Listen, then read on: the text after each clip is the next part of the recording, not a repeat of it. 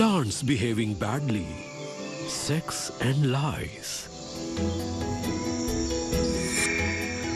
Orchids दुनिया में पौधों का सबसे बड़ा परिवार है। ताजा गिनती तक ऑर्किड्स की कम से कम 25,000 प्रजातियां हैं। संसार में लगभग हर 20 में से एक पौधा ऑर्किड है और इनकी विविधता कमाल की है।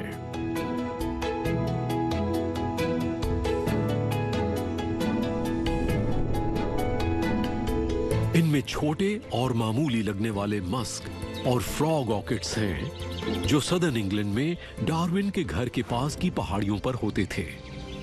और सबसे अनोखे लोज लेडी स्लिपर भी, जिसके फ्लावर स्पाइक लगभग 1 मीटर लंबे होते हैं।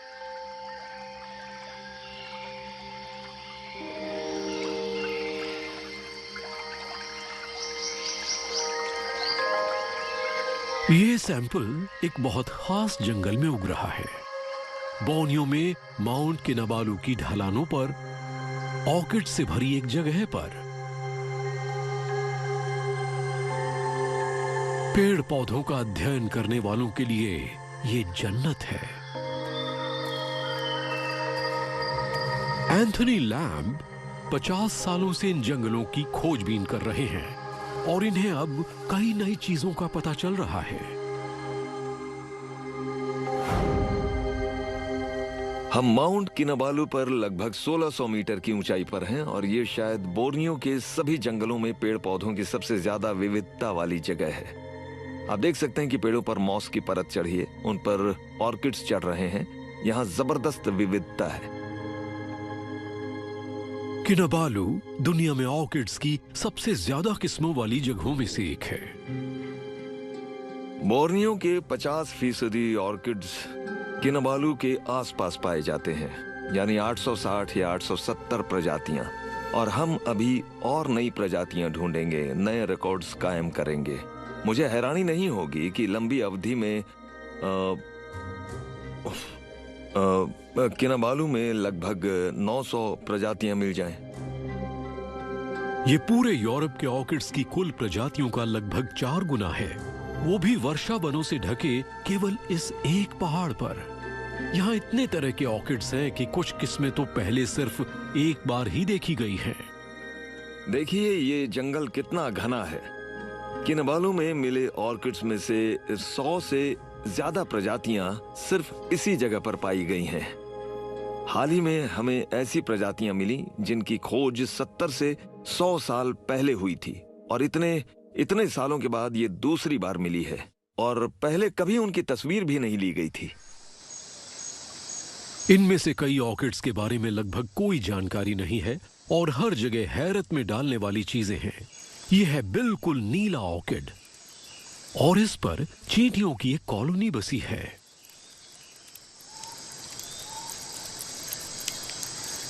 ये चींटियां छोटे छोटे कीड़ों को पालती हैं। कीड़े ऑर्किड का रस पीकर उसे मीठे तरल में बदल देते हैं, जो चींटियों को बहुत पसंद है। चींटियां अपने इन पालतू कीड़ों को लगातार इधर उधर ले जाती रहती हैं और ये जैसे ही कीड़ों को उठाती हैं, वो इनकी गर्दन में टांगे फंसाकर इन्हें कसकर पकड़ लेते हैं।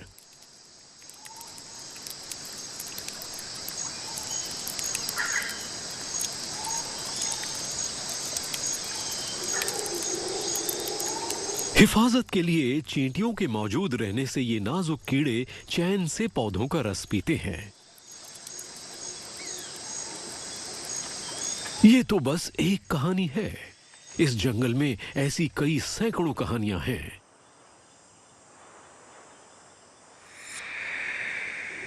लेकिन शानदार ऑर्किड्स को देखने के लिए आपको सुदूर वर्षा वनों में जाने की जरूरत नहीं है।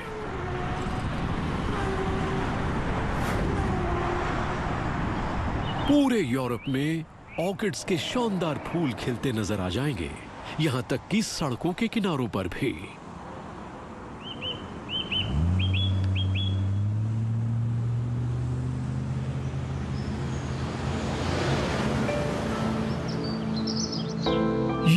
सदर्न इंग्लैंड के चॉक हिल्स पर भी बड़े पैमाने पर उगते हैं और इन्हीं रंग बिरंगे फूलों ने डार्विन का ध्यान खींचा था।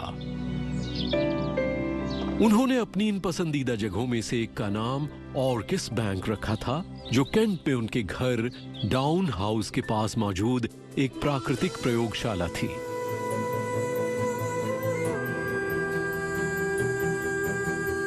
(1859) में डार्विन ने ओरिजिन ऑफ स्पीशीज प्रकाशित की, जिसमें उन्होंने अपने विचार रखे कि प्रजातियां कैसे प्राकृतिक चयन यानी नेचुरल सिलेक्शन कहलाने वाली प्रक्रिया से बदलती और विकसित होती हैं, और इसने कैसे पेड़ पौधों की इतनी विविधता को जन्म दिया।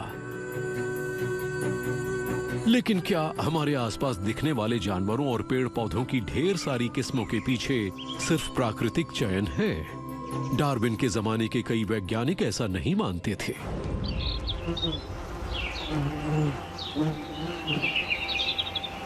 डार्विन जानते थे कि अपने सिद्धांत के पीछे मौजूद विचार को मजबूती देने के लिए काफी ज्यादा अध्ययन की जरूरत थी।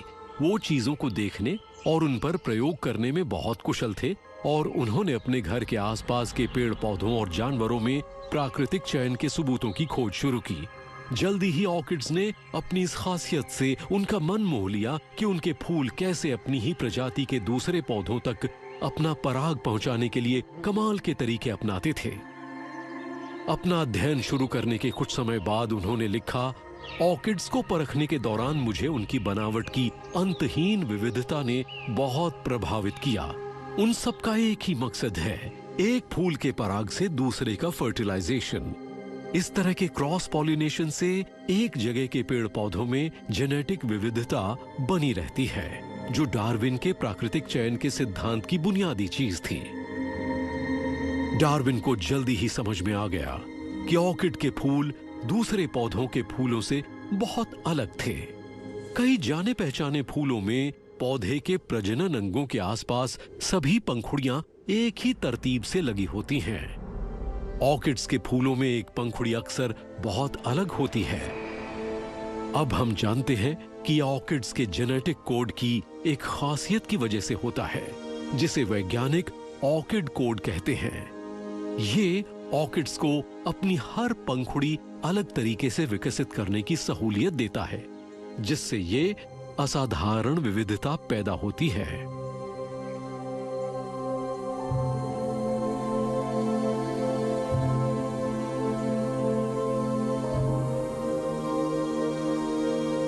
खासकर निचली पंखुड़ी यानी लिप कई कमाल के आकारों और डिजाइनों में विकसित हुई है।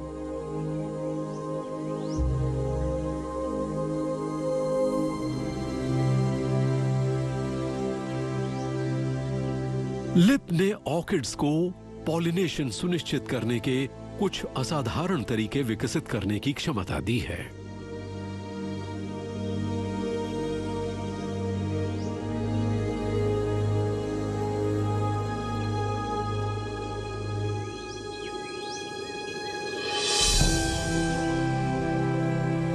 इसकी सबसे अनोखी मिसालों में से एक अमेरिका के एपेलेचियन माउंटेन्स में है।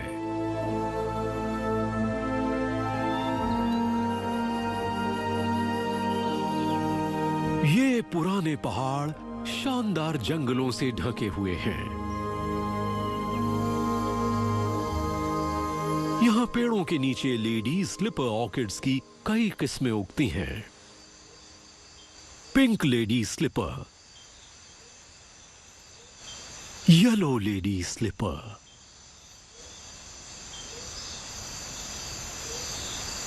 इनमें लिप काफी बड़ा, फूला हुआ और खोखला होता है, और इसका आकार महिलाओं की चप्पल जैसा होता है, जिसके ऊपर एक छेद होता है। मधुमक्खियां स्लिपर के चमकीले रंग से आकर्षित होती हैं और आखिरकार उस छेद में घुस जाती हैं। अंदर जाने के बाद वो उसी रास्ते से बाहर नहीं निकल पाती, क्योंकि उसके किनारे बहुत ऊंचे और फिसलन भरे होते हैं।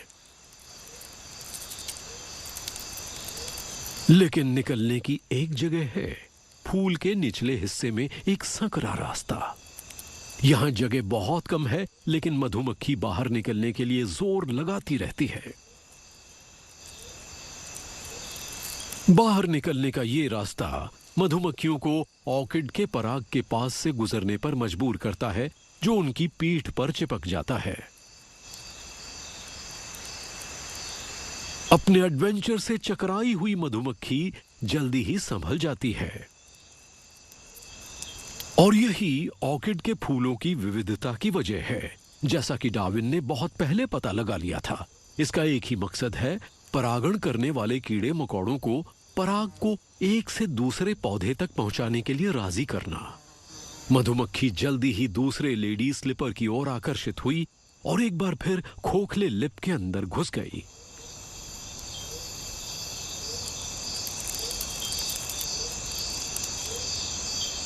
इस बार बाहर निकलते समय संकरे रास्ते से गुजरते हुए इसकी पीठ पर पहले से चिपका हुआ पराग रगड़ खाकर इस फूल के मादा हिस्सों पर गिर गया।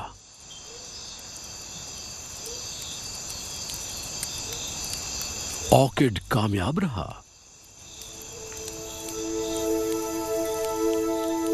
अपने रिश्ते के दायरे से बाहर के पौधे से परागण होने पर ज्यादा अच्छे बीज पैदा होते हैं। ये बात कई पौधों और इंसान समेत कई जीवों पर लागू होती है। ऑर्किड्स कैसे अपने नजदीकी रिश्तेदारों के बीच प्रजनन से बचते हैं, इसका पता लगाने में डार्विन की दिलचस्पी सिर्फ अध्ययन के लिए नहीं थी। उन्होंने अपनी फर्स्ट कजन एमा से शादी की थी और उनकी 2 संतानें बचपन में ही मर गई थी।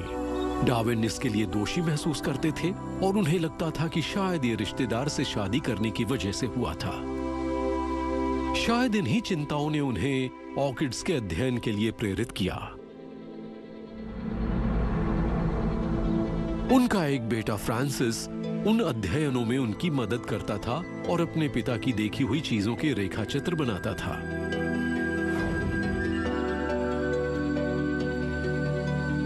जल्दी ही उन्हें ऑर्किड के फूलों की एक और अनोखी खासियत का पता चला, जो इन पौधों की अनोखी जिंदगी को काफी हद तक प्रभावित करती है।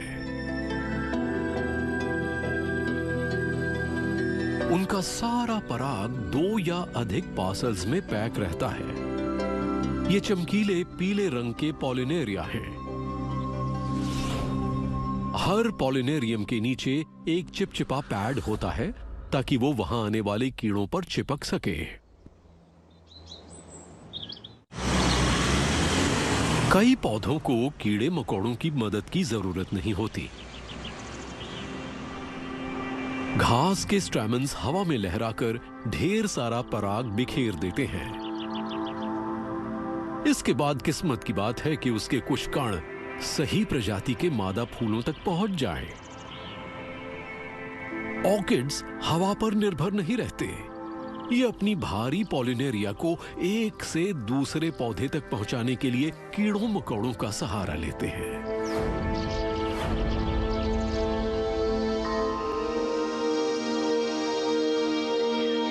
अपने अध्ययन के शुरुआती दौर में ही चार्ल्स डार्विन ने एक वसंत में किए गए आसान प्रयोग से दिखाया कि ऑर्किड्स को कीड़े मकोड़ों की जरूरत होती है।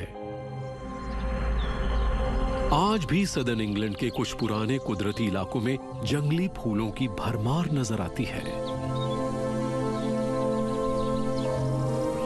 डार्विन के जमाने में ऐसी जगहें बहुत आम होंगी। काउस्लिप्स का चमकीला पीला रंग ग्रीन विंग्ड ऑर्किड्स के पर्पल रंगों में घुल मिल रहा है।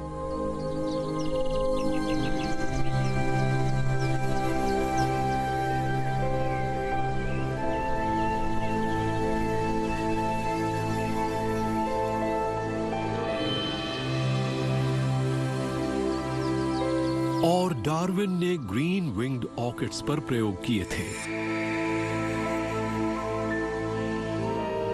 उन्होंने कीड़े मकोड़ों से दूर रखने के लिए कुछ ऑर्किड्स को शीशे के बेल जार से ढक दिया और इंतजार करने लगे।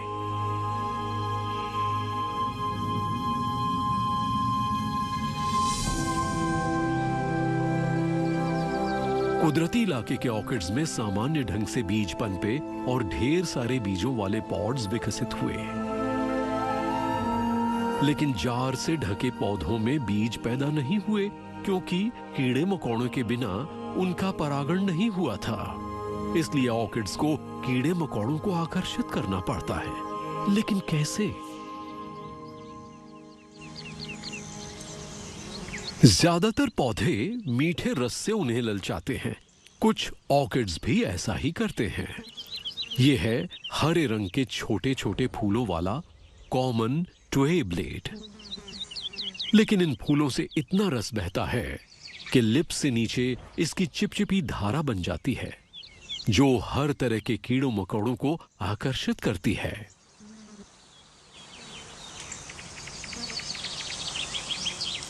छोटे वॉस्प्स अक्सर आते रहते हैं। ये रस को पीते हुए लिप तक पहुंच जाते हैं। ऊपर पहुंचने पर ये पॉलिनेरिया से टकराते हैं और ऑर्किड उन्हें उनके सिर पर चिपका देता है। आखिरकार जब ये और रस की तलाश में यहां से उड़कर किसी और ट्वे ब्लेड पर जाएंगे तो उसे क्रॉस पॉलिनेट कर देंगे।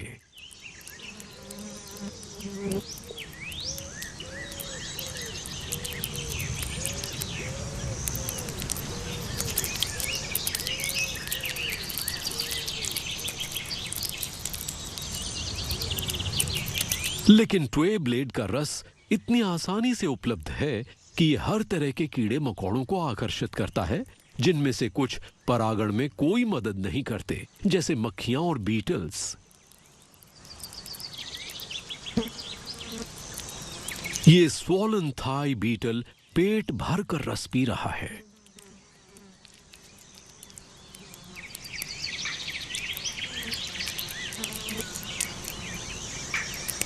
और इसे परवाह नहीं कि इसके सिर पर ढेर सारे पॉलिनेरिया चिपक गए हैं।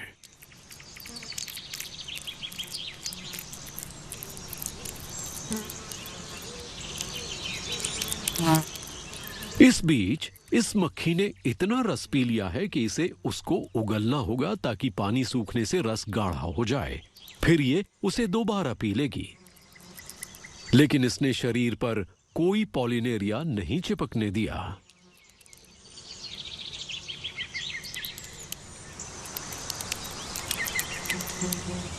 बीटल पर अब इतने पॉलिनेरिया चिपक गए हैं कि इसके लिए पेट भरना मुश्किल है।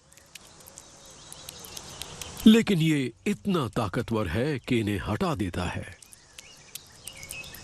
इन पॉलिनेरिया में इन फूलों का सारा पराग है, और अगर ये नष्ट हो गए तो इस फूल को किसी और को पॉलिनेट करने का कोई और मौका नहीं मिलेगा।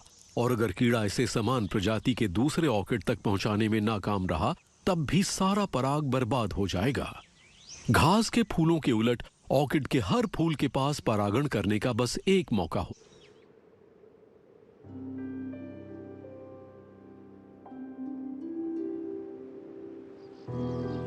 गर्मी बढ़ने पर हर कीड़े के पास रस के दूसरे स्रोतों की भी भरमार हो जाती है।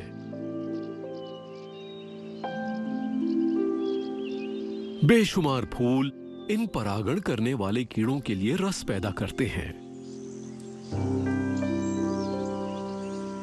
आखिर कोई ऑर्किड कैसे इस बात की संभावना पैदा करता है कि कोई कीड़ा उसके बेशकीमती पॉलिनेरिया के साथ उसकी ही प्रजाति के किसी और ऑर्किड पर जाए?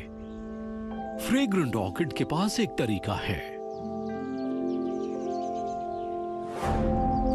हर फूल के पीछे एक लंबी ट्यूब होती है और ऑर्किड सिर्फ इस स्पर के छोर पर ही रस पैदा करता है। यह इसकी पतली दीवार के पार दिखाई देता है। लेकिन इस तक सिर्फ लंबी जीभ वाले कीड़े मकोड़े ही पहुंच सकते हैं, जैसे तितलियां।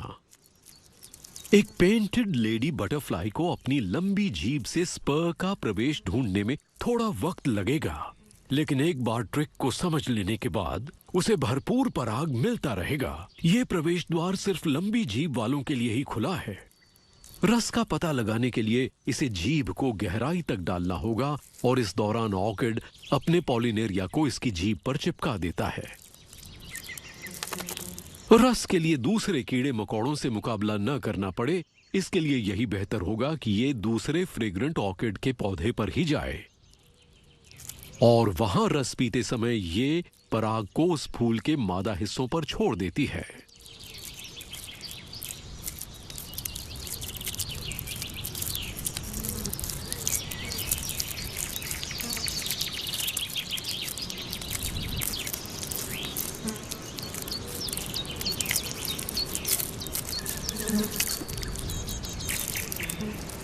डार्विन को समझ में आने लगा था कि ऑर्किड्स कैसे कीड़े मकोड़ों का फायदा उठाने के लिए ढले हुए हैं, लेकिन एक ऑर्किड ने उनके सिद्धांतों की पूरी आजमाइश कर ली। उनके पास मेडागास्कर से एक प्रजाति कॉमेट ऑर्किड का एक पौधा भेजा गया था। फ्रेग्रेंट ऑर्किड की तरह इस प्रजाति में भी एक स्पर था, लेकिन डार्विन ने नापा कि वो 30 सेंटीमीटर से ज्यादा लंबा था। आखिर इस ऑर्किड को कौन पॉलिनेट कर सकता था? डार्विन ने कहा कि मेडागास्कर में जरूर कोई कीट होना चाहिए जिसकी जीभ इस ऑर्किड से मेल खाती हो।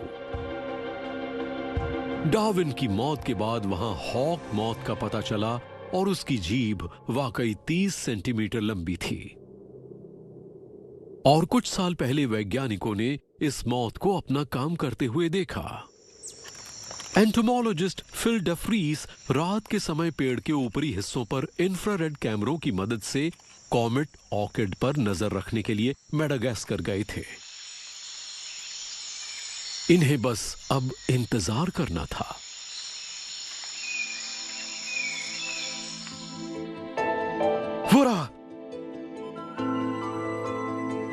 वो मंडरा रहा है। वो ऑर्किड के सामने मंडरा रहा है। इसकी जीभ भी बाहर आ रही है। ये देखिए, कमाल है। आखिरकार डार्विन के अनुमान के 143 साल बाद सबूत मिल गया।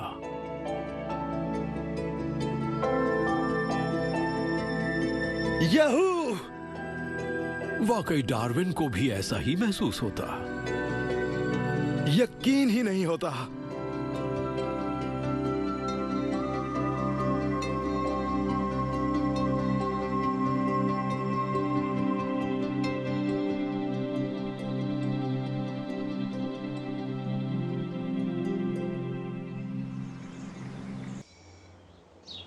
डार्विन ने कीड़े मकोड़ों पर निर्भरता दिखाने के लिए जिस ग्रीन विंग्ड ऑर्किड का इस्तेमाल किया था वो ऐसा ही है, लेकिन डार्विन ने यह मानने से साफ इनकार कर दिया कि कुछ ऑर्किड्स कोई रस पैदा नहीं करते।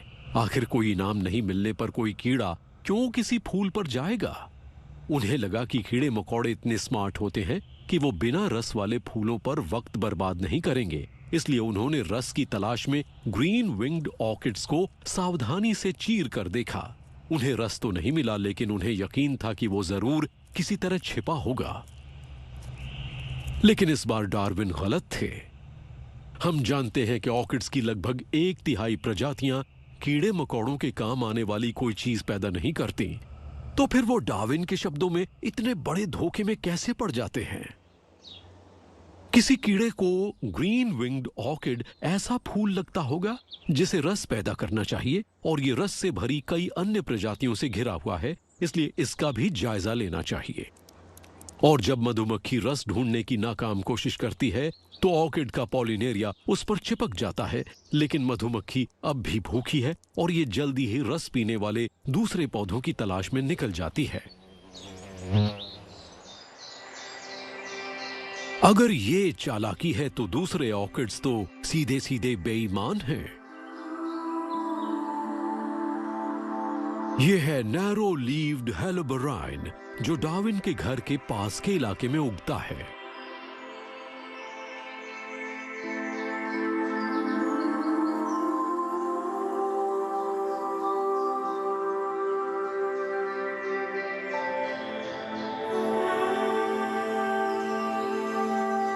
इस जंगल में इनका एक नजदीकी रिश्तेदार व्हाइट हेलोबराइन भी है।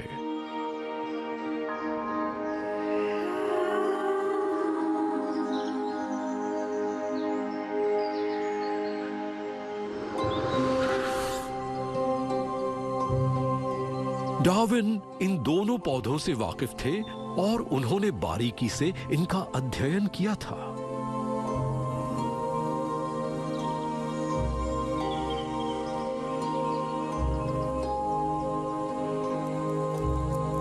उन्होंने पाया कि व्हाइट हेल्बराइन के लिप पर पीले रंग के रिजेस थे और देखा कि उन पर कीड़े मकोड़ों के काटने के निशान थे, हालांकि उन्होंने किसी को काटते हुए नहीं देखा।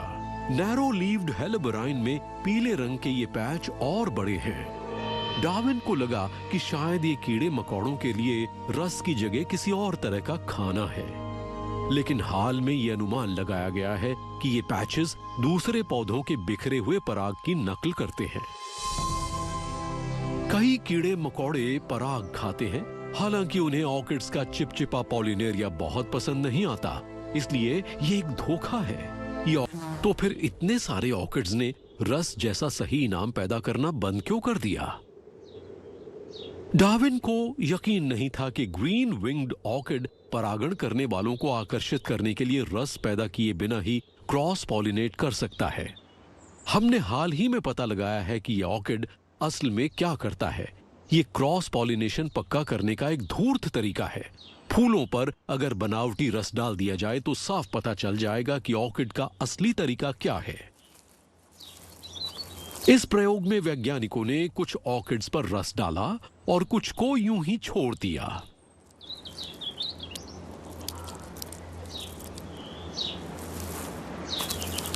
फिर उन्होंने उन पर आने वाले कीड़े मकोड़ों के बर्ताव को दर्ज किया। भंवरे यानी बम्बल बीज इस ऑर्किड का परागण करने वाले सबसे अहम कीड़े हैं और वैज्ञानिकों को यह देखकर हैरानी नहीं हुई कि उन्होंने कृत्रिम रस वाले फूलों पर ज्यादा देर तक रुककर अपना पेट भर लिया।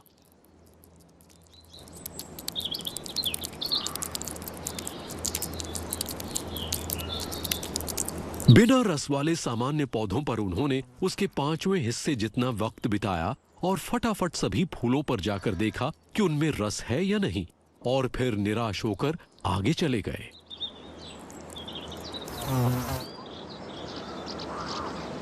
लेकिन वैज्ञानिकों ने यह भी देखा कि उनमें से कुछ के शरीर से चिपके पराग का क्या हुआ।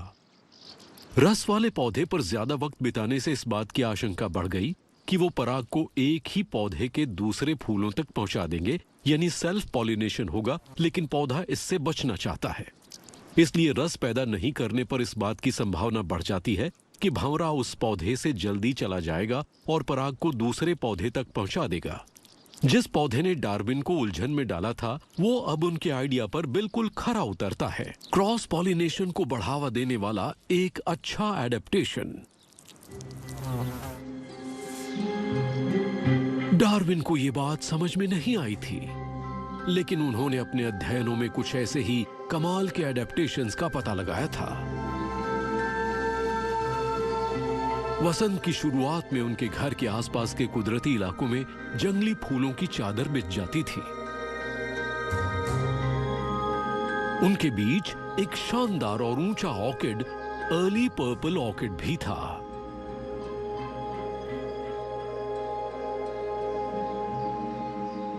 डार्विन ने सबसे पहले इसी ऑर्किड का अध्ययन किया था।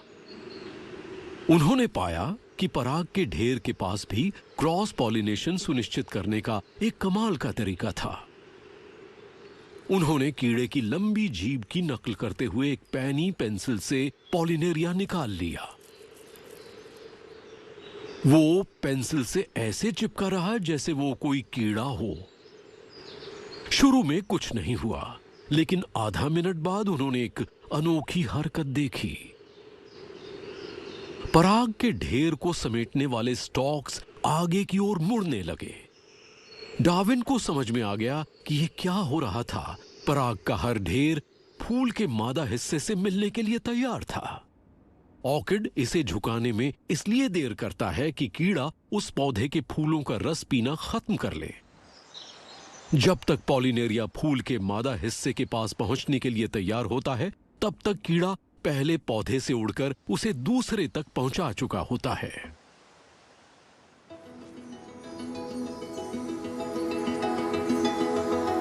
परागण होने के बाद ऑर्किड हजारों बीज पैदा करता है।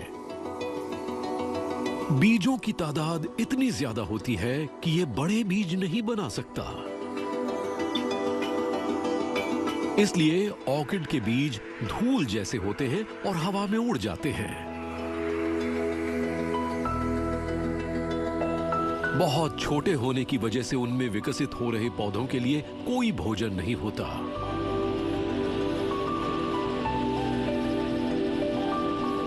अंकुरित होने और बढ़ने के लिए ऑर्किड्स को एक और छल का इस्तेमाल करना पड़ता है।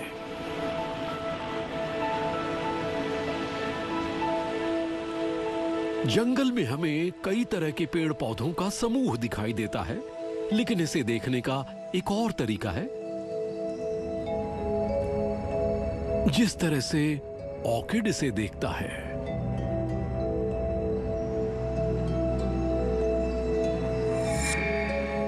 सूक्ष्म स्तर पर जंगल की जमीन बारीक रेशों का एक ढेर है। ये पूरे जंगल में फैले फंगाई के धागे हैं।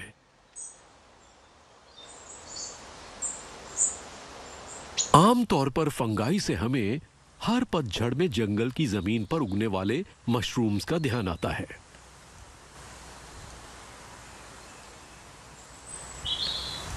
लेकिन वो तो बस स्पोर्स पैदा करने वाली संरचनाएं हैं, यानी फंगस के प्रजनन अंग।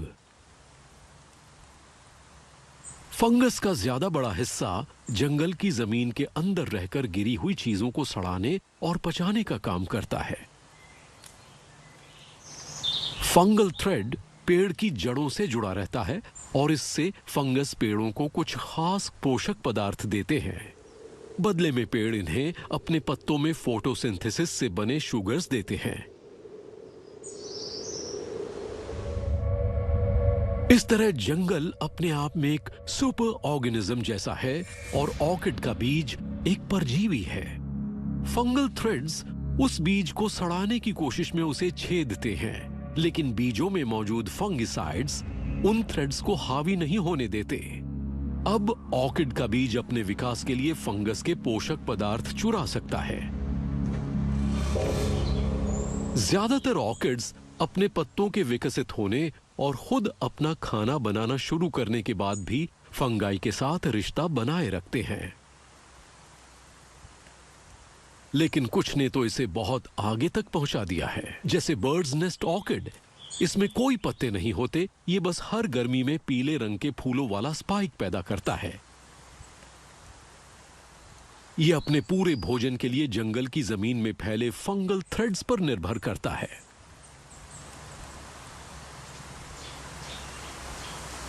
फंगस को अपना ज्यादातर खाना पेड़ों से मिलता है। इस तरह ऑर्किड भी पेड़ों से जुड़ा है और ऊंचाई पर धूप सोख रहे उसके पत्तों का इस्तेमाल करता है। हर तरह का ऑर्किड पनपने और बढ़ने के लिए फंगाई की खास किस्म का इस्तेमाल करता है, इसलिए नियंत्रित ढंग से ऑर्किड्स की खेती करना बहुत मुश्किल काम है। दुनिया भर में कई ऑर्किड्स के पूरी तरह खत्म होने का खतरा है, इसलिए उन्हें फिर से कुदरती इलाके में कायम करने के लिए कामयाबी से उगाना बहुत महत्वपूर्ण है। सदर्न फ्लोरिडा के एवरग्लेड्स, घास से भरे विशाल दलदली इलाके। यहां दूर दूर तक फैली घास के बीच जंगलों की पतली पट्टियां भी हैं। मच्छरों से भरी इन घनी पट्टियों में घुसना बहुत मुश्किल है।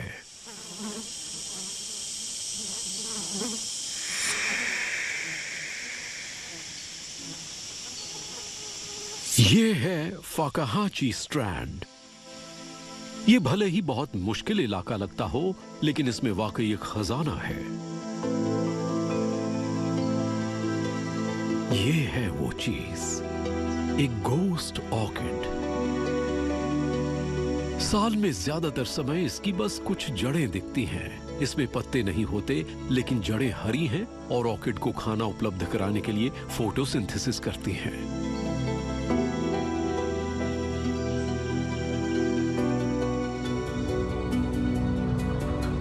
और फिर गर्मी के दिनों में बारिश होने पर जब दलदल में पानी भर जाता है तो इसका रूप बदलता है।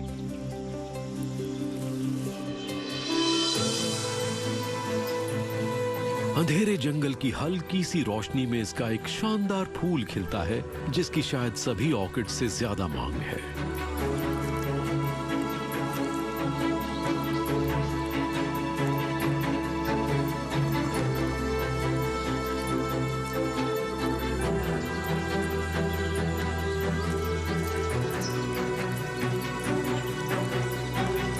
पूरे साउथ फ्लोरिडा में लगभग 2000 गोस्ट ऑर्किड्स ही हैं और इन जगहों को बहुत गोपनीय रखा जाता है। दुर्लभ ऑर्किड्स की चोरी करने वाले अवैध लोगों को पकड़ने के लिए दलदलों में छिपे हुए कैमरे लगे हैं।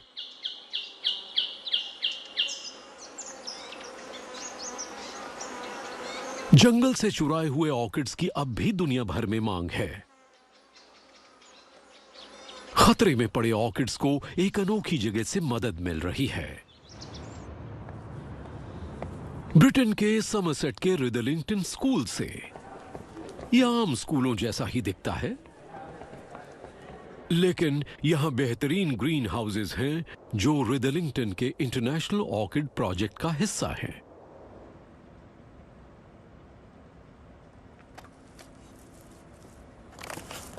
ग्रीन हाउसेज में छात्र पूरी दुनिया के ऑर्किड्स की 1000 से ज्यादा किस्में उगाते हैं। ये इसके लिए सबसे बड़े बोटैनिक गार्डन्स वाले तरीके ही अपनाते हैं और इसके नतीजे शानदार हैं।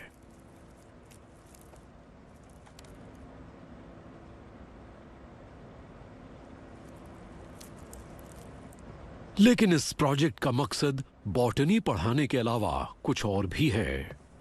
स्कूल की अपनी प्रोपेगेशन लैब है जहां बीजों को अंकुरित किया जाता है और पौधे उगाए जाते हैं। स्कूल हर साल हजारों पौधे तैयार करता है।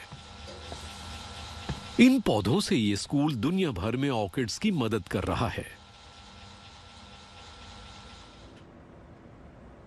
इन ऑर्किड्स को ग्रीन हाउसेज में सावधानी से बड़ा करके बेचा जाता है। इससे हासिल होने वाला कुछ पैसा यहां के छात्रों को सबसे अनोखी जगहों की यात्राओं पर ले जाने में इस्तेमाल होता है। पहले हम सेंट्रल और साउथ अमेरिका में कई जगह जा चुके हैं, जैसे ब्राजील, बलीज और ग्वाटेमाला। अब हमारा रवांडा जाने का प्लान है। एक कनाडा की ट्रिप है और एक सिक्किम की। इनमें से कई जगहों पर छात्रों ने स्थानीय बॉटनिस्ट और संरक्षण में लगे लोगों को वहां की ऑर्किड प्रजातियों को उगाने के लिए प्रयोगशाला बनाने में मदद की। लाओस की यात्रा सबसे अच्छी थी। वहां हमने एडी और सू को एक लैब बनाने में मदद की थी, जो सदर्न लाओस में बीज से ऑर्किड्स उगाने वाली पहली लैब है। दरअसल वहां ऑर्किड्स की हालत बहुत अच्छी नहीं है क्योंकि लोग उसे चुराते हैं।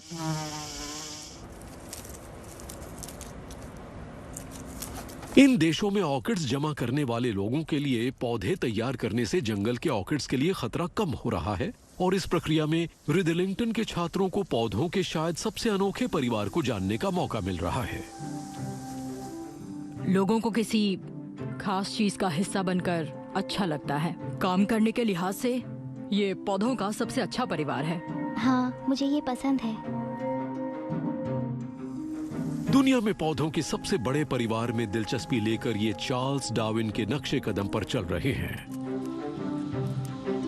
ये इन कमाल के पौधों से प्रेरित एक नई पीढ़ी है और इनकी खोजबीन के लिए अभी काफी कुछ बाकी है। ऑर्किड्स के लिए डार्विन की पसंदीदा जगहों में से एक है उनके घर के पास मौजूद डाउन बैंक। शायद ओरिजिन ऑफ स्पीशीज के आखिरी वाक्य लिखते हुए उन्हें इसी जगह का ख्याल था। ऐसी जगह की कल्पना करना वाकई बहुत दिलचस्प है जिसमें कई तरह के पेड़ पौधे हों, जहां झाड़ियों पर परिंदे गा रहे हों और तरह तरह के कीड़े मकोड़े उड़ रहे हों। उन्होंने लिखा कि जीवन के उस रूप में एक भव्यता है।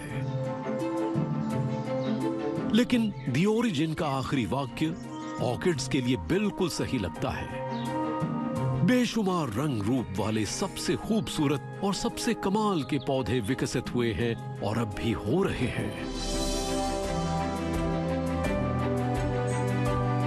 इन्होंने ऑर्किड्स को दुनिया में पौधों का सबसे सफल परिवार बनाने में सहायता की है।